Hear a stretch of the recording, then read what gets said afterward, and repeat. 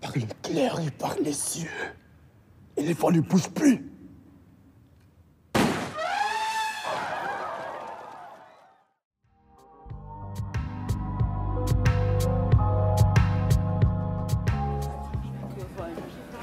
Dans un projet aussi atypique, écoutez, c'est d'abord la dynamique d'un homme, Philippe Lacotte. Quand il y a 2 ans, un peu plus de 2 ans, j'étais de passage à Paris et je suis allé voir, j'ai une amie qui travaille au ministère des Affaires étrangères qui s'appelle Marie Bonnel.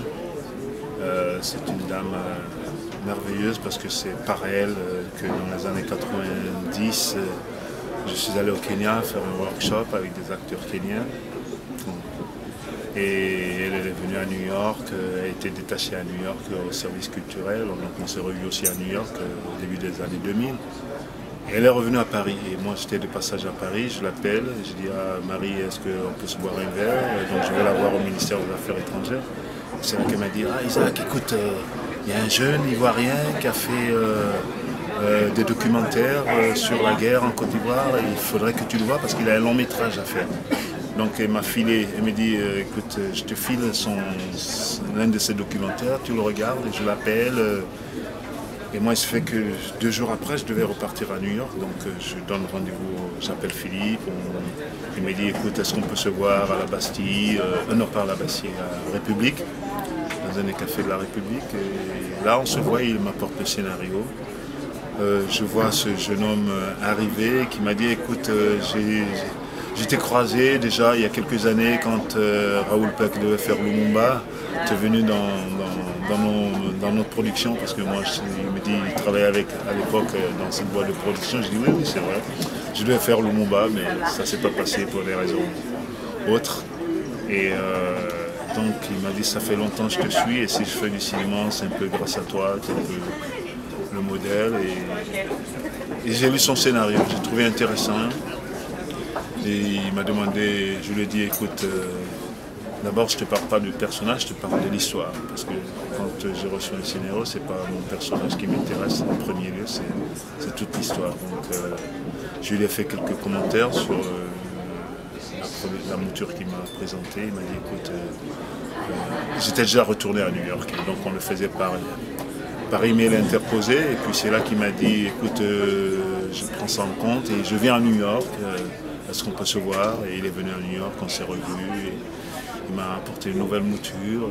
Je lui ai refait un retour de notes, de ce que je trouvais intéressant au niveau de la voix off. Des fois, il y en avait un peu trop. Mais c'est un jeune qui a l'esprit ouvert, qui a une volonté, qui aussi qui s'adapte. C'est-à-dire qu'il est prêt à travailler un peu de manière atypique, voire ouvert à faire des répétitions et tout ça, et ça me donne l'envie.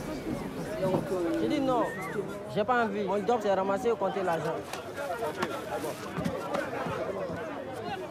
Regardez, Gladys a vraiment maigri, hein?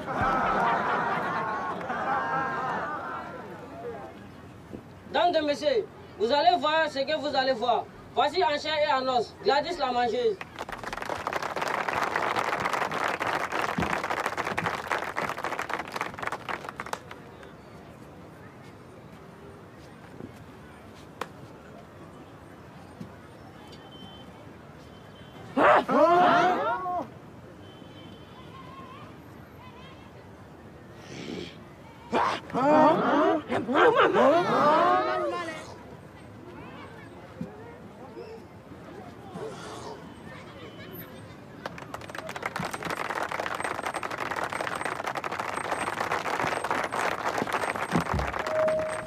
Peuple ivoirien, Réveillez-vous. Ne vous laissez pas distraire par ces bêtises. Les étrangers sont en train de prendre notre pays. Nous, on n'est pas là pour l'argent. On est là pour libérer la Côte d'Ivoire.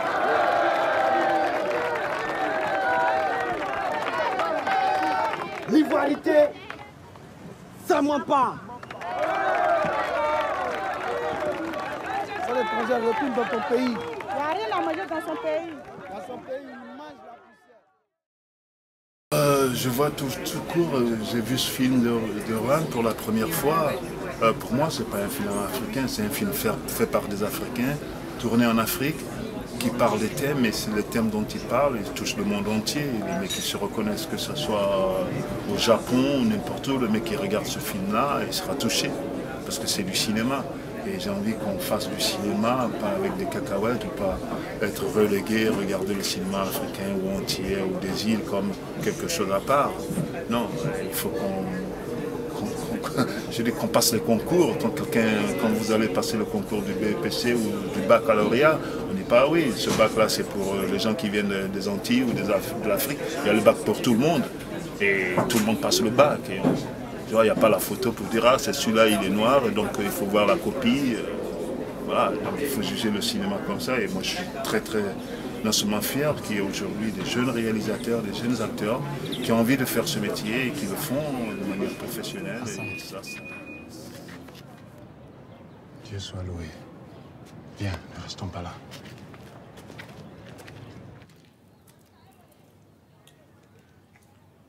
Mais écoutez, le rôle d'Assa, c'est déjà c'est. Je m'intéressais plus ou moins à la politique en Afrique et de par le monde, que ce soit de Frantz Fanon, à Aimé Césaire, en passant par Kwame Nkrumah, Lumumba, et tous ces héros, Sankara. Pour moi, c'est des héros qui ont eu peut-être des bonnes idées au départ et certains se sont fait avoir, d'autres n'ont pas pu avancer dans leurs idées parce qu'ils se sont fait tuer.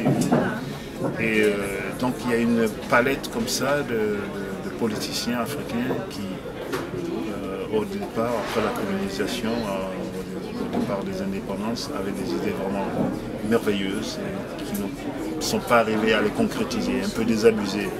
Et ce personnage d'Assa, c'est un peu dans cette continuité d'hommes politiques qui sont un peu amers de ce qui se passe dans la politique. Donc il a décidé de se retirer, de vivre dans l'ombre, mais en même temps il suit de loin ce qui se passe dans son pays et il n'en est pas satisfait. Et concours de circonstances fait qu'il se rencontre ce jeune qui lui aussi est passé de diverses ambitions, de diverses vies, et qui à un moment donné dans sa vie, les choses se sont croisées, lui il était au bord du précipice, au bord de la mort, et il a pris, il a soigné, enfin il n'a pas soigné, mais il a emmené à l'hôpital et en même temps il a fait une passation comme ça de ses envies à ce jeune qu'il a transformé pour pouvoir arriver à ses dessins. Voilà. C'est très sérieux. Je viens de tuer son Excellence, Sa Majesté le Premier ministre du pays. Si on m'attrape, je suis mort.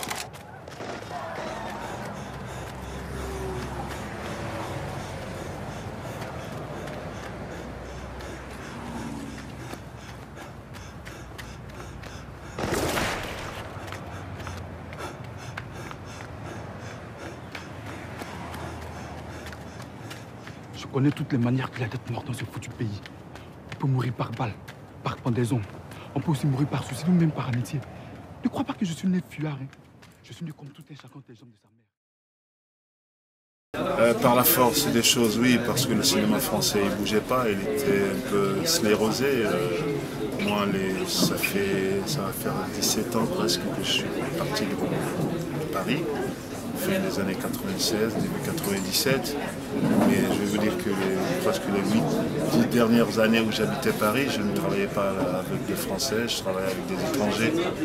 Et donc je me suis dit, pourquoi rester dans un lieu où vous ne travaillez pas en tant qu'acteur, si on a besoin de moi, on peut me trouver partout. il s'est fait que New York, c'est la ville qui m'a fait rêver, qui me fait toujours rêver. Et au même moment, je suis tombé amoureux d'une Nord-américaine et les choses ont été facilitées. Et voilà, je suis parti. Voilà, donc... Mais j'ai toujours gardé un agent en France, donc j'étais au courant des projets qui se faisaient. Il y en avait qui se faisaient avec de grosses, entre guillemets, têtes d'affiches françaises, mais qui ne m'intéressaient pas vraiment. Je veux dire, au change, mes 5 premières années aux États-Unis, j'ai fait plus de films aux États-Unis que mes 10 dernières années en France. Oui, c'est justement le manque de diversité justement en France qui est aujourd'hui mis en cause et que beaucoup d'acteurs, que ce soit afro-britanniques ou d'acteurs français maintenant, évoquent pour s'exporter aux États-Unis. Écoute, moi, des fois, je me dis, je l'aurais su, je serais parti un peu plus tôt. Encore. Mais c'est dommage parce que je veux dire que si vous marchez dans la rue à Paris, il y a une telle diversité. Mais au niveau de la représentation, que ce soit sur le petit ou le grand écran, et ça, c'est même pas le citoyen lambda, c'est l'intello, c'est le philosophe, c'est l'écrivain, c'est celui qui écrit les scénaristes, qui va boire le café avec vous, mais qui ne pense jamais à vous mettre dans quoi que ce soit. C'est les amis proches, des fois, c'est même pas celui qui est loin, non. Donc à un moment donné, il faut s'ouvrir les yeux et il ne faut pas se voiler la face, il faut prendre son destin en main. Moi, je suis parti. Aujourd'hui, il se fait qu'avec la chance aussi, et avec en tout cas, le bagou, comme on dit. Je suis parti, j'ai pris sur moi de partir. C'est vrai, je suis tombé amoureux, mais c'est plus par dégoût, dépit, parce que j'avais pas envie de mourir à petit feu dans un pays où, malgré un César, on vous propose toujours Black Knickknack numéro 5. J'ai dit, bon, j'ai fait Black Knickknack numéro 1. Et je ne vais pas faire 10, quoi. J'ai fait un film où je débarquais d'Afrique. Maintenant, je suis là. J'ai envie des choses où je suis là. J'ai fait une maîtrise de maths. Je veux dire, ça, c'est ce que j'ai fait dans la vie. J'ai commencé une école de pilote d'avion avant de devenir comédien. Donc je ne suis pas balayeur de rue, quoique j'ai énormément de respect pour quelqu'un qui balaye la rue. Encore faudrait-il qu'on me propose un balayeur de rue qui sera le rôle principal, je vous assure que je le ferai. S'il est bien écrit, s'il est bien centré, pourquoi pas. Donc non, il n'y a pas de sous-métier, mais c'est seulement que ce pays, c'est un vieux pays. C'est un vieux pays qu'il faut qu'il se prenne en main, sinon il sera le tiers-monde du monde. Mes projets, j'ai des films qui vont sortir, j'ai des films qui sont en montage, j'ai des films qui sont finis, qui essaient de trouver deux, trois de festivals. Il y en a un qui s'appelle Where the Road Runs Out, qu'on a tourné un réalisateur sud-africain blanc qui vit à Los Angeles, qu'on a tourné en Hollande, en Afrique du Sud et en Guinée équatoriale. Il y en a un autre qui va sortir très bientôt, au mois de, je pense, novembre aux États-Unis, qui s'appelle Calvary. Calvary, c'est un jeune réalisateur irlandais qui s'appelle John McDonough, qui a fait The Guard. Ils sont deux frères. Il y en a un qui a fait The Guard, l'autre il a fait Bruges, et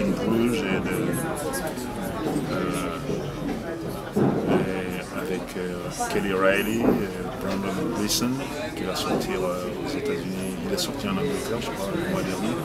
Il est sur aux États-Unis par Fox Searchlight au mois de novembre. J'ai un autre film que j'ai fait en Hongrie qui s'appelle Mirage, qui était un western hongrois. On a tourné il y a un an et demi à Budapest, Farmland, dans le désert hongrois, qui est en montage, finition. Moi j'ai des projets de long métrage comme réalisateur, donc ça va. Ça va donc.